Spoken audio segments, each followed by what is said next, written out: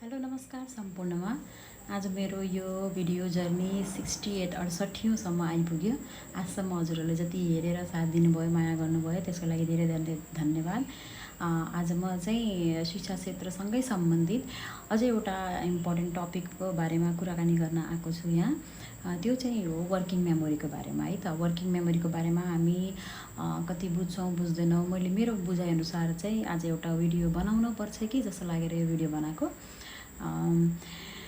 कहिलेकाहीँ स्पेसली सानो बच्चाहरूलाई है त हामीले चाहिँ टास्कहरू दिइरहेको हुन्छौँ होइन। जस्तै एकभन्दा बढी 2, 3टा 4वटासम्म हामी इन्स्ट्रक्सन्सहरू दिइराखेका हुन्छौँ अनि त्यो बच्चाले त्यो काम पुरा गर्न सक्दैन। अनि हामीलाई कस्तो लाग्छ, बच्चाले कस्तो अटेरी गरेको।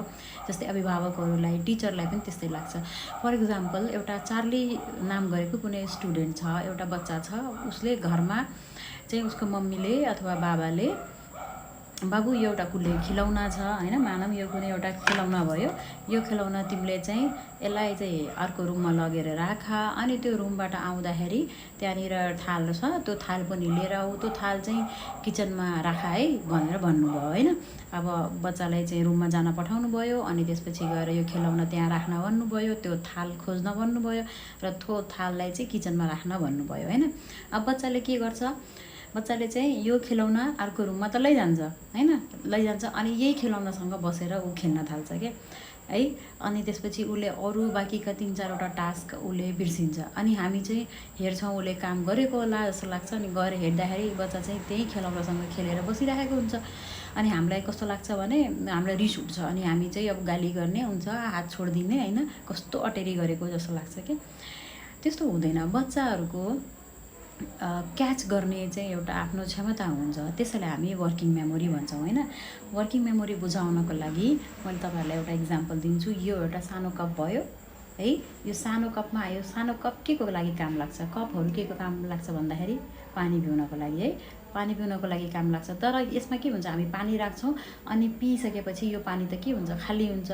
सो यो चाहिँ के हुन्छ त, यो एउटा टेम्पररी पानी राख्ने भाँडो भयो हो कि होइन। अनि त्यस्तै गरेर यो एउटा अर्को कप छ है। यो कप चाहिँ के छ, यो पनि कप नै हो। यसमा हामी चाहिँ पानी पिउँछौँ र यसमा अलिकति धेरै पानी अटाउँछ, तर पनि यो पानी स्टोर गर्नको लागि एउटा के हो त, टेम्पररी एउटा कन्टेनर नै हो होइन। सो हाम्रो वर्किङ मेमोरी पनि यस्तै हुन्छ है। यो के हुन्छ, यसमा इन्फर्मेसन्स अथवा सूचनाहरू अनि कुनै पनि कन्टेन्ट भनौँ होइन, नलेजहरू चाहिँ के हुन्छ, टेम्पररी रूपमा चाहिँ के हुन्छन्, स्टोर हुने गर्छन् होइन। जुन चाहिँ हामी झ्याप्पै हेर्छौँ अनि बुझ्छौँ, अनि त्यसपछि त्यो के हुन्छ, त्यो डिलिट भइजान्छ। अनि यो सानो कप भयो नि, यो सानो कप भनेको सानो बच्चाहरूको वर्किङ मेमोरी। अनि यो ठुलो कप भयो नि, यो ठुलोहरूको वर्किङ मेमोरी। यो भनेको मेरो होइन, हजुरहरू सबैको यो वर्किङ मेमोरी भयो भने बच्चाहरूको यति सानो वर्किङ मेमोरी भयो होइन।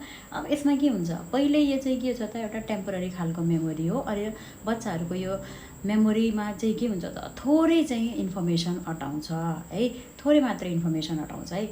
जस्तो हामीले बच्चाहरूलाई एकपटकमा 1 वा 2 इन्स्ट्रक्सन दियो भने बच्चाले चाहिँ त्यसलाई प्रोसेस गर्न सक्छ, अनि त्यसलाई चाहिँ के गर्न सक्छ त, काम गर्न सक्छ, किनकि उसको मेमोरी नै यति हुन्छ। अब यसमा चाहिँ धेरै अटाउने गरी हामीले के गर्यौँ भने, इन्स्ट्रक्सन्स दियो भने बच्चाले त्यसलाई के गर्न सक्दैन, प्रोसेस गर्न सक्दैन है।